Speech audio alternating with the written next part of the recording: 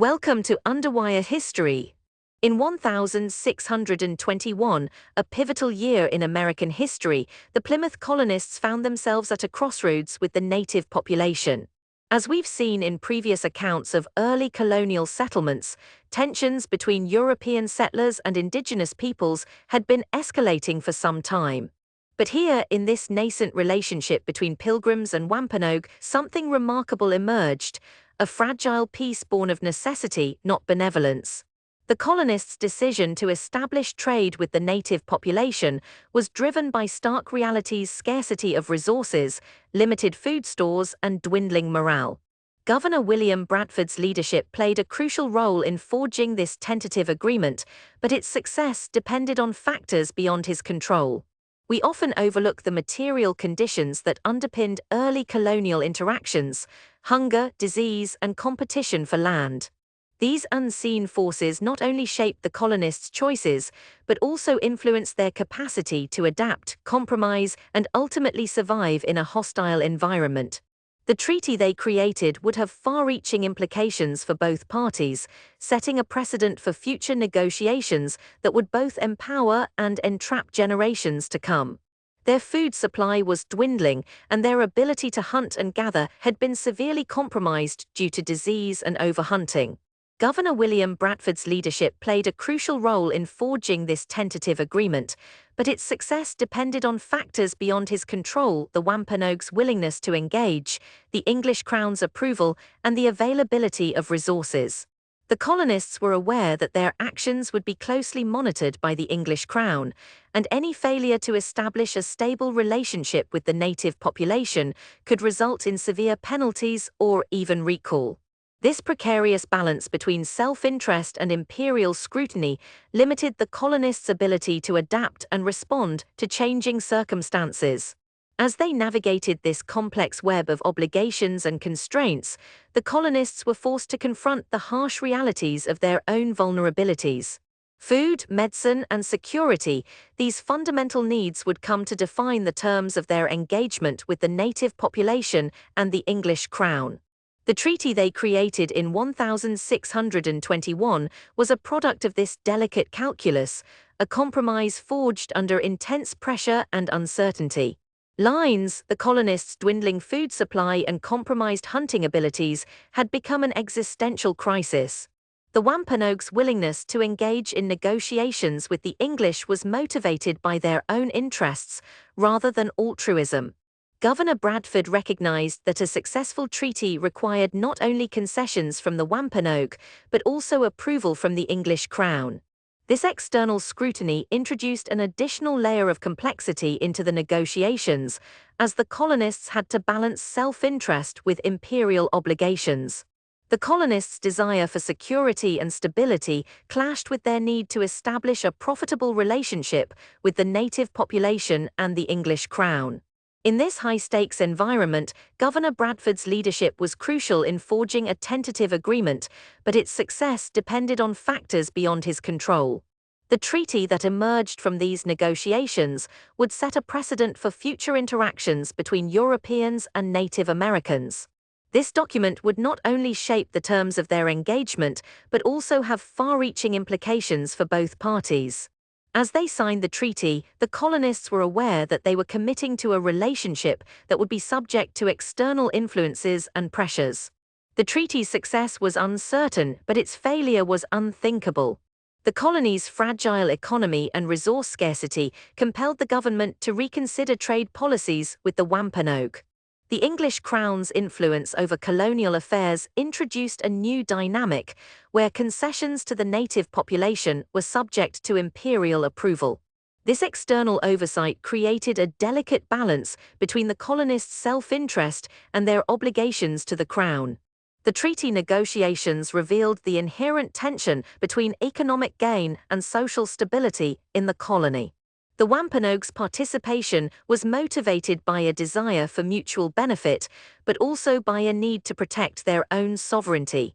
The treaty's framework would have long-lasting effects on the relationship between the English colonists and Native American tribes.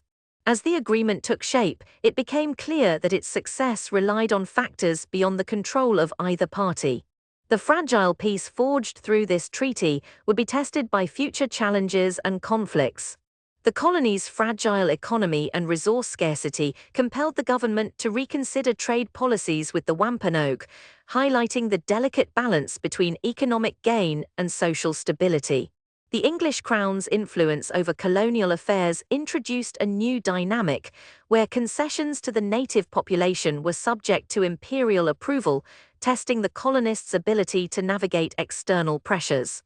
This external oversight created a tug-of-war between the colonists' self-interest and their obligations to the Crown, forcing them to weigh short-term gains against long-term consequences. The treaty's framework also had significant implications for the Wampanoag people, who were gradually losing control over their traditional lands and resources. The English colonists' increasing reliance on Native American labor and trade further complicated the relationship between the two groups, leading to tensions over land ownership and economic power. As the colony expanded, conflicts arose over issues such as hunting rights, territorial boundaries, and cultural differences, testing the limits of the treaty's framework. In 1675, King Philip's War broke out, a devastating conflict that pitted English colonists against Native American tribes, including the Wampanoag, in a struggle for control and survival. The war marked a turning point in the colony's history as the English began to assert their dominance over Native American populations, leading to widespread violence, displacement, and cultural destruction. The long-term effects of this conflict can still be seen today, with many Wampanoag communities struggling to maintain their sovereignty and protect their cultural heritage. In recent years, there has been a growing recognition of the historical injustices perpetrated against Native American populations, including the forced assimilation policies and land theft that followed King Philip's War. The Wampanoag tribe of Gay Head has become a leading advocate for tribal sovereignty and self-determination, working to preserve their language, culture, and traditional ways of life.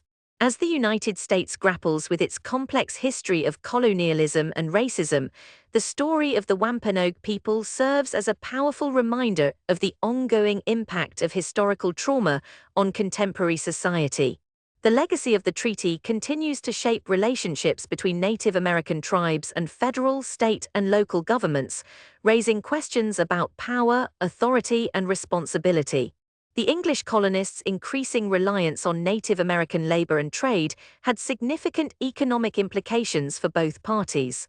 For the Wampanoag, it meant a loss of autonomy over their traditional lands and resources, as well as a shift in the balance of power in favor of the English. In 1633, the Massachusetts General Court established the first permanent council to oversee relations with Native American tribes. The council's creation marked a significant step towards institutionalizing colonial authority and solidifying English control over Native American affairs. Under the guidance of leaders such as John Winthrop, Jr., the colony implemented policies aimed at assimilating Native Americans into European American culture, including forced conversion to Christianity and the suppression of traditional practices. The Wampanoag tribe's leader, Metacomet, also known as King Philip, resisted these efforts and sought to maintain his people's sovereignty and cultural identity. His actions were met with increasing hostility from English colonists, who saw him as a threat to their authority. In 1675, the conflict between the Wampanoag and English came to a head, sparking King Philip's War and setting in motion a chain of events that would lead to devastating consequences for Native American populations. The English colonists' increasing reliance on Native American labor and trade had significant economic implications for both parties. For the Wampanoag, it meant a loss of autonomy over their traditional lands and resources, as well as a shift in the balance of power in favor of the English. In 1633, the Massachusetts General Court established the first permanent council to oversee relations with Native American tribes.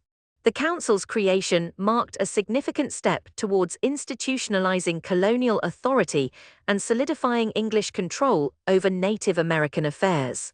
As tensions escalated, the English colonists began to view the Wampanoag as a threat to their very existence, rather than simply a rival power. This shift in perception was fueled by the growing influence of Puritan ideologies, which emphasized the need for a city on a hill and the importance of eradicating heathenism. The Wampanoag were caught between two worlds. Their traditional way of life was being dismantled, while the English colonists showed no signs of compromise or accommodation. Their options narrowed as the English tightened their grip on Native American lands and resources. In 1676, a group of English soldiers led by Captain Benjamin Church launched a surprise attack on Metacomet's stronghold at Pocasset, killing many Wampanoag warriors and forcing Metacomet to flee into hiding. This marked a turning point in the conflict, as the English began to gain the upper hand. The war had significant economic consequences for both parties, with the English colonists relying heavily on Native American labor and trade to sustain their colony. However, this reliance came at a terrible cost, as the Wampanoag were forced to adapt to an increasingly oppressive system that eroded their autonomy and cultural identity. In 1676, Metacomet's wife, Weetamoo, was taken captive by English soldiers and held for ransom. Her capture served as a devastating blow to the Wampanoag, who saw it as a direct attack on their leaders' family and sovereignty. The war also had significant demographic consequences, with estimates suggesting that up to 40% of the Wampanoag population was killed or displaced during the conflict. This dramatic decline in numbers would have far-reaching effects on the tribe's social and cultural structures for generations to come. In response to the escalating violence, a group of Puritan leaders, including Increase Mather, issued a public call for restraint, arguing that the English colonists' actions were contributing to the conflict. However, their words fell on deaf ears as both sides continued to escalate their military efforts. As King Philip's War raged on, the English colonists began to implement new policies aimed at controlling Native American populations and lands. In 1677, the Massachusetts General Court passed a law requiring Native Americans to provide proof of Christian baptism in order to own property or participate in trade. This move was part of a larger effort by the English to assimilate Native Americans into European culture. The war also led to significant changes in governance structures, with the Massachusetts Bay Colony establishing a new council to oversee relations with Native American tribes. The council's creation marked a shift towards greater centralized control over Native American affairs, further eroding the Wampanoag's autonomy and cultural identity. In 1678, Metacomet was killed by a group of English soldiers while hiding in a swamp near Mount Hope. His death marked the end of the conflict, but it also signaled the beginning of a new era of English dominance over Native American populations. The consequences of King Philip's War were far-reaching and devastating, with significant impacts on both the Wampanoag and English populations. The war marked a turning point in the history of colonial America, as the English colonists' actions set the stage for centuries of oppression and marginalization of Native American communities. Thanks for listening to Underwire History. Look forward to seeing you next time.